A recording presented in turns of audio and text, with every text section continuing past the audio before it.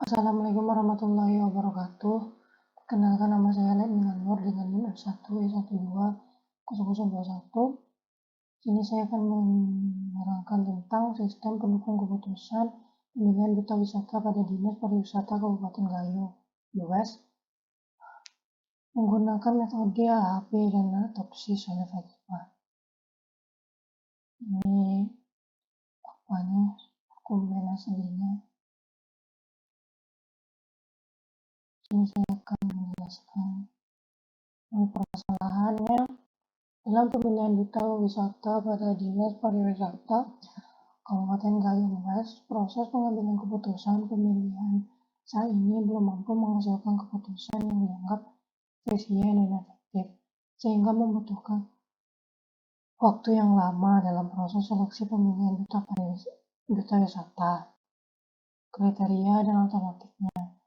Pertama, ada pengetahuan umum, pariwisata dan kebudayaan, Al-Quran, dan bahasa Inggris. Metode yaitu model DSS.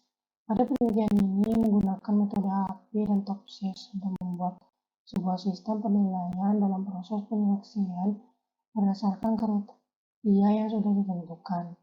Metode analitik hierarki proses AHP digunakan untuk menentukan bobot kriteria, sedangkan untuk tahapan perankingan dilakukan dengan menggunakan metode Technique for Order Referency by Similarity to Ideal Solution atau TOPSIS.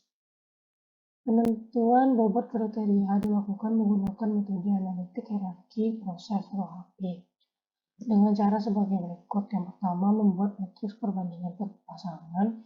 Yang kedua, membuat matriks perbandingan yang sudah disederhanakan. Yang ketiga, membuat matriks untuk kriteria yang dinormalkan. Yang keempat, mencari nilai baris. Yang kelima, mencari nilai eigenvektor. Yang keenam, mencari nilai maksimum. Selanjutnya, tahapan-tahapan pengambilan keputusan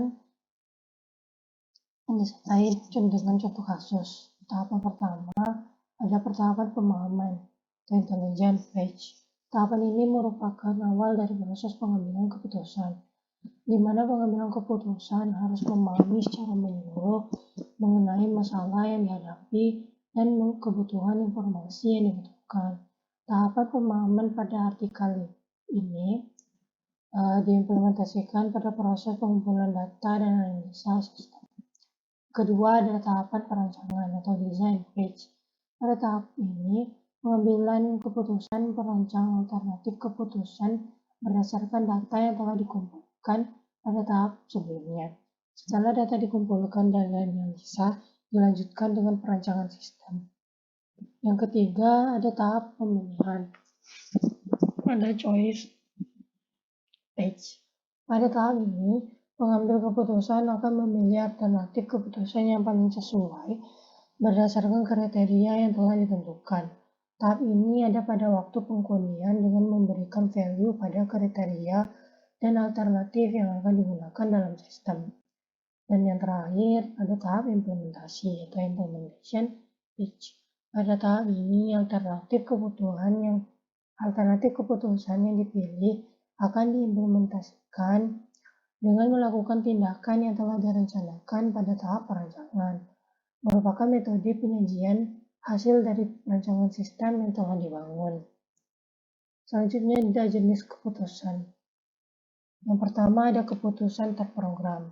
Keputusan ini adalah keputusan yang rutin dilakukan dan diambil berdasarkan prosedur atau iuran yang sudah ditetapkan sebelumnya.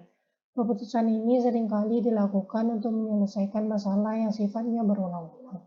Contohnya dalam artikel ini berupa keputusan yang diambil dari kriteria yang sama, yaitu pengetahuan umum, pariwisata dan kebudayaan, Al-Quran, bahasa Inggris. Ini diulang dalam sistem. Yang kedua, ada jenis keputusan yang tidak terprogram.